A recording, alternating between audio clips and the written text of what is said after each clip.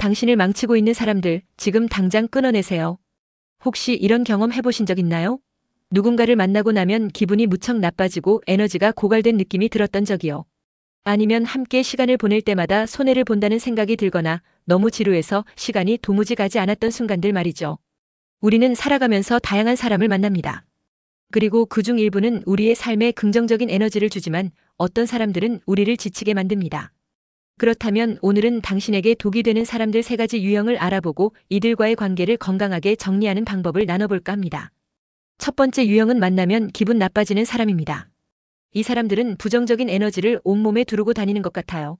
만날 때마다 누군가를 비난하거나 세상을 탓하거나 심지어 나에게까지 화살을 돌리는 경우도 많습니다. 문제는 이들의 부정적인 태도가 단순히 그 순간에만 영향을 미치는 것이 아니라는 거예요. 이들을 만나기 전부터 긴장하거나 불편한 기분이 들고 만나는 동안에는 스트레스가 쌓이며 만난 후에도 그 여파가 한동안 이어진다는 점이죠. 예를 들어 직장에서 항상 불평만 하는 동료가 있다고 상상해 볼까요? 처음에는 저 사람은 그냥 힘든가 보다라고 이해하려고 노력합니다. 하지만 시간이 지날수록 그들의 부정적인 에너지가 내 기분에 스며들기 시작합니다. 결국 나 자신도 모르게 짜증이 나고 부정적인 태도가 나에게서도 나오게 되죠. 이럴 때 중요한 것은 이들의 부정적인 에너지가 내 삶에 얼마나 큰 영향을 미치는지 냉정하게 파악하는 것입니다. 그리고 필요한 경우에는 이들과의 접점을 줄이는 것이 좋습니다.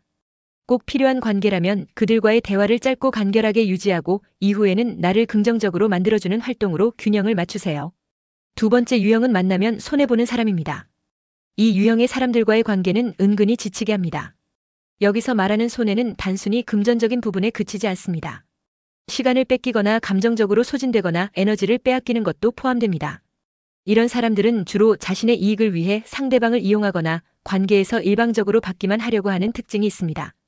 예를 들어 항상 내가 밥값을 더 많이 내게 만드는 친구가 있을 수 있어요. 대화에서도 상대방의 이야기를 들어주기만 하고 정작 내 이야기는 관심을 가지지 않는 경우도 있죠. 이런 관계가 지속되다 보면 자연스럽게 나는 왜 항상 희생해야 하지? 라는 생각이 들게 됩니다. 손해를 보는 관계를 정리하려면 우선 내가 이 관계에서 어떤 역할을 맡고 있는지 명확히 파악해야 합니다. 그리고 더 이상 일방적으로 손해를 보지 않겠다는 의지를 가지는 것이 중요합니다. 다음에는 우리 더치페이 하자 라고 가볍게 이야기해보세요. 또는 시간을 관리하며 나에게 더 중요한 일에 에너지를 쓰는 것도 좋은 방법입니다. 세 번째 유형은 만나면 지루하고 재미없는 사람입니다.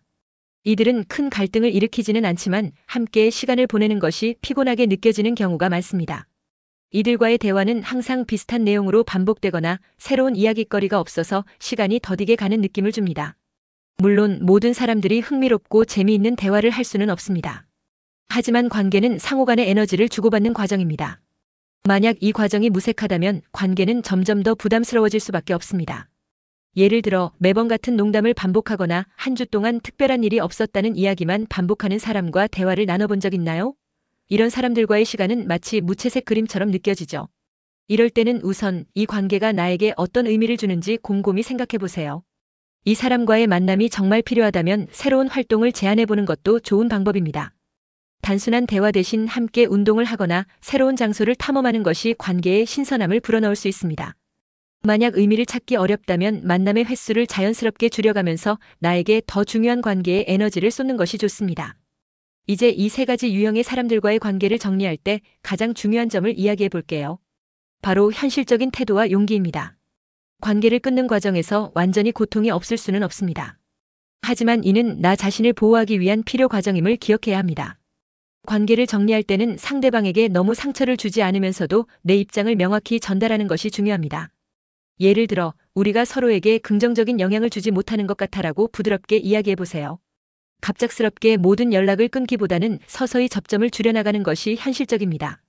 무엇보다 중요한 것은 내가 내 삶에서 진정으로 소중히 여기는 것이 무엇인지 깨닫고 그 가치를 위해 용기 있는 결정을 내리는 것입니다. 오늘 영상에서 이야기한 내용이 여러분에게 도움이 되었기를 바랍니다. 우리는 누구나 건강하고 긍정적인 관계를 원하지만 모든 관계가 나에게 이로운 것은 아닙니다.